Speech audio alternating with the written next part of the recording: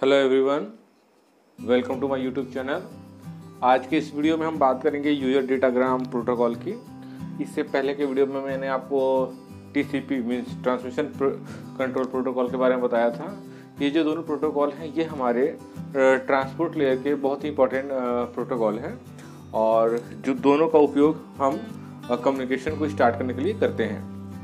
जो हमारा टीसीपी होता है वो मैंने बताया था वो कनेक्शन ओरिएंटेड प्रोटोकॉल होता है, बट ये जो यूडीपी होता है वो एक कनेक्शन लेस प्रोटोकॉल होता है। तो चलिए देखते हैं कि यूजर डेटाग्राम प्रोटोकॉल होता क्या है। तो जब हम यूजर डेटाग्राम प्रोटोकॉल की बात करते हैं तो user datagram protocol is a transport layer protocol that is used to create a connection between application running on host that are connected via network. UDP does not prevent the sender from sending it more data than the receiver can handle, and it does not include congestion control. UDP is suitable protocol for streaming applications such as VoIP multimedia streaming.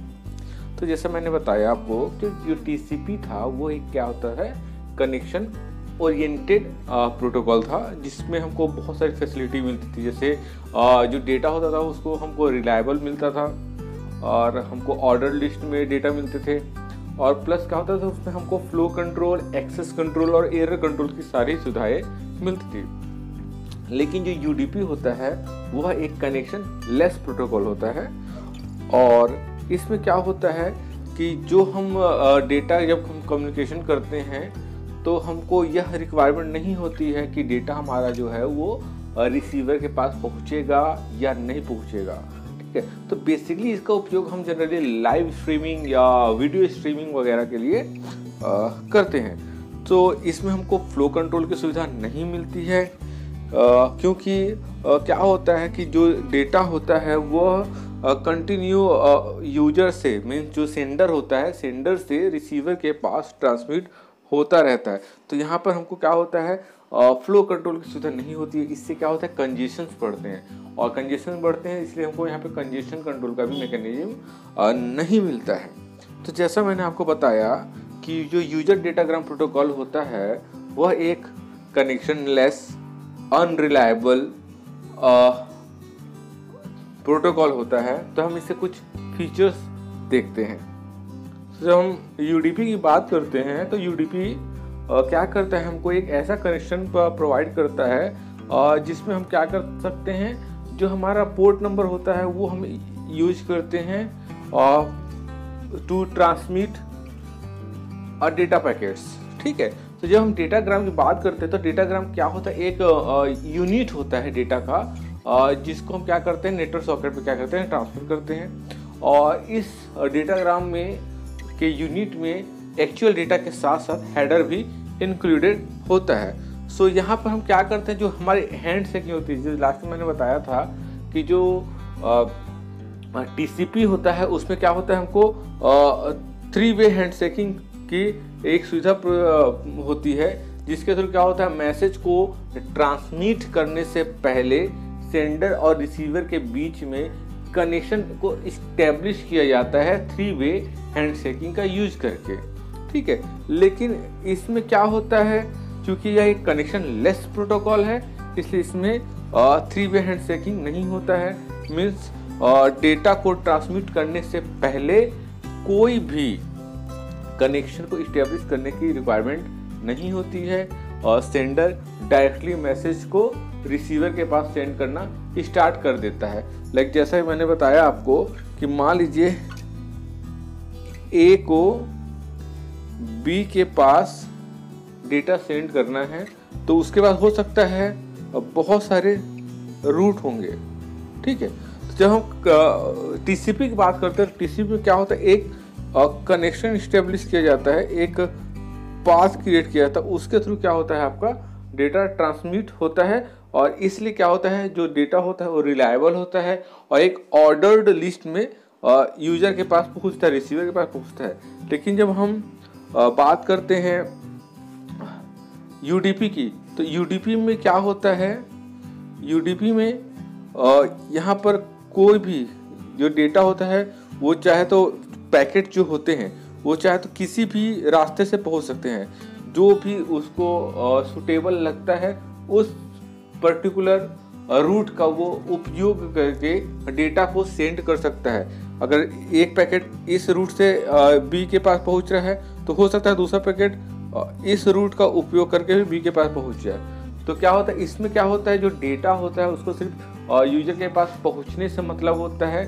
अगर रास्ते में कोई problem आती है तो यहाँ पे resend या रीट्रांसमिट की सुविधा प्रदान नहीं होती है, जैसा कि हमको टीसीपी में मिलता है। और इसमें जो डेटा होता है वो अनऑर्डर्ड लिस्ट में मिलता है, ठीक है।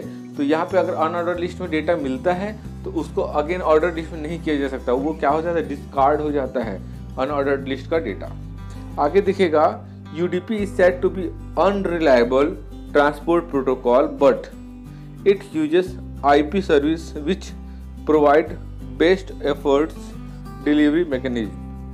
UDP best effort delivery service is not transmit any lost or corrupt packets.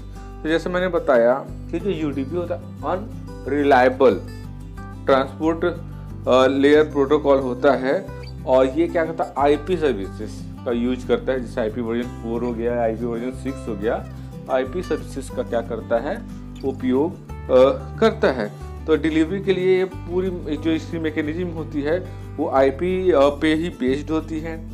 और जब डिलीवरी डेटा सेंड होता है तो अगर कोई रास्ते करप्शन होता है डेटा का या लॉस होता है डेटा का, ये उसे रीसेंड नहीं करता है, वो क्या करता है डिस्कार्ड कर देता है। तो जैसे मैंने बताया कि a packet called a datagram in case of UDP, है ना।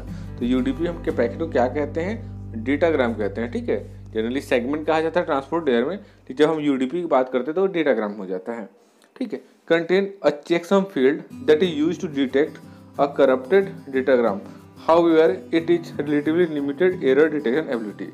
सो इसमें भी क्या होता है, जब हम UDP हेडर की बात करते हैं तो उसमें एक फील्ड होता है हमारे पास चेकसम का, ठीक है। उसका यूज इसलिए किया जाता है कि कोई एरर तो नहीं है, बट इसके भी यूज लिमिटेड ही होता है। आगे देखते हैं UDP हेडर फॉर्मेट को। तो जैसा हमने TCP हेडर फॉर्मेट में देखा था, ये जो UDP का हेडर फॉर्मेट होता है बहुत ही कॉम्प्लिकेटेड नहीं होता है, इसमें बहुत ही मिनिमम फील्ड्स होते हैं। बेसिकली ये कितना होता है 32 बिट का होता है जो पूरा हमारा हेडर होता है फॉर्मेट, और इसमें जो 16 बिट होते हैं वो सोर्स पोर्ट के लिए होते हैं असाइन, और नेक्स्ट 16 बिट डेस्टिनेशन पोर्ट के लिए होते हैं। उसके बाद 16 बिट लेंथ होता है, और 16 बिट जैसे मैंने बताया आपको चेकसम होता है। तो सोर्स पोर्ट क्या होता है, तो source port 16 bit information is used to identify the source port of the packet, ठीक है। तो जो सोर्स होता है मतलब जहां से आपका डेटा सेंड हो रहा है उस सेंडर के पोर्ट के इंफॉर्मेशन को कैरी करता है सोर्स पोर्ट। एवन जो डेस्टिनेशन पोर्ट होता है यह भी 16 बिट का ही होता है, और ये क्या करता है, ये आइडेंटिफाई करता है जो हमारा डेस्टिनेशन होता है या जो रिसीवर होता है उसके पोर्ट नंबर को क्या करता है वो एक्सेस करता है।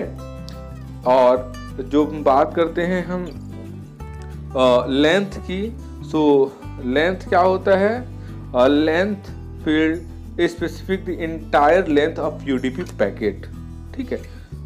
It is 16 bit field and minimum value is 8 bit size of UDP header itself. तो जब हम लेंथ की बात करते हैं तो ये 16 बिट का होता है, और ये एक्चुअल साइज जो होती है इंक्लूडिंग हेडर, जो हम डेटा पैकेट जो होता है वो, और हेडर, हेडर में क्या आ गया आपका पोर्ट और डेस्टिनेशन, ठीक है।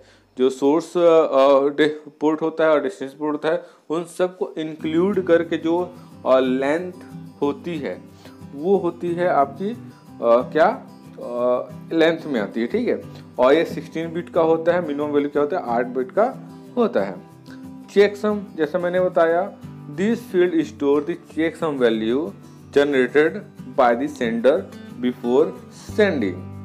IP version 4 has this field as optional, so when checksum field does not contain any value, it made 0 and all its bits are set to 0।